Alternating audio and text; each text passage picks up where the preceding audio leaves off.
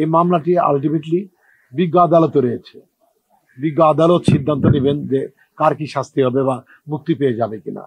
তো ইতিমধ্যে বিচার চলাকালীন সময়ে সে নানান রকম প্রবলেম ফেস করছে বলে আমাদের জানিয়েছে, যে তাকে কিছু মোটরসাইকেল ব্লক করে, তার গাড়ি এসে ব্লক করে দিয়ে তাকে থ্রেট করে মামলা তুলে নেওয়ার জন্য, এবং মোটরসাইকেলগুলোর নম্বর প্লেট নাই এরকম বলেছে।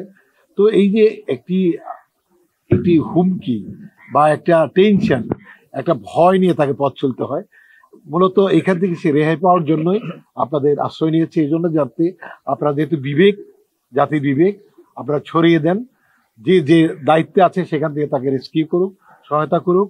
আর যারা ওভার চালাচ্ছে তারাও কিন্তু আমাদের দেশের মানুষ, তারা পাকিস্তান থেকে আসে না বা অন্য কোনো দেশ থেকে আসে না। তবে তারাও যদি অনেক সহনশীল হয়, আমরা যদি সহনশীল হই, আমি মনে করি এটা একটা মীমাংসা করে নেওয়া যায়।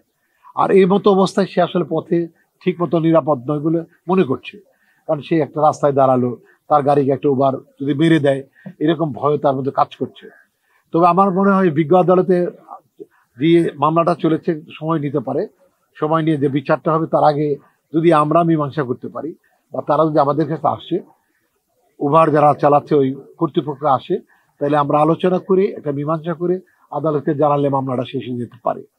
কেন নয়, আমরা তো মানে যেহেতু আমি আগেই বলে গেলাম যে তারাও এদেশের মানুষ, তারা যদি তাদের ভুল স্বীকার করে আমাদের কাছে আসে যে এইরকম আর করবে না, আমরাও যদি বলি বা আমাদের কোনো ত্রুটি থাকলে আমরা করবো না, তাহলে সবকিছু ফুরিয়ে যায় বলে আমার মনে হয়। আর ফুরানোর মধ্যে ভালো, কার সাথে যুদ্ধ করবো, নিজেদের মধ্যে এটা কমই নেয় ভালো, যদি তারা ওই মানসিকতা নিয়ে আসে। আর যদি তারা থ্রেট করে তাহলে তো আমরা একটা পক্ষ হয়ে যায়, আর পক্ষ হলে শিল্পী পক্ষ আমরা নিব, খুবই স্বাভাবিক, তার লিগাল সাপোর্ট গুলো আমরা করতেই থাকবো।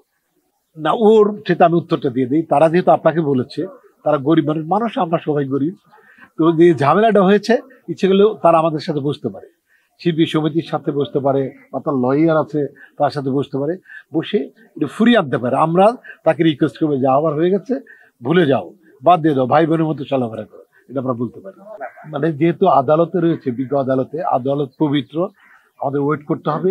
ইতিমধ্যে যে মানে সমস্যাটা হচ্ছে, তার ইনসিকিউর, সে ঘর থেকে বেরোতে পারছে না, একটা প্যানিকের মধ্যে সে আছে, সে একটা ট্রমার মধ্যে আছে বলে জানাচ্ছে। এই জন্য এটা আমাদেরকে জানানোর কারণে আপনাদের সাথে আমরা সহায়তা করছি, এটা তার অধিকার। একজন অভিনেত্রী হিসাবে আপনাদের জানানো তার অধিকার, কারণ আপনারা পরিবারের ভাই।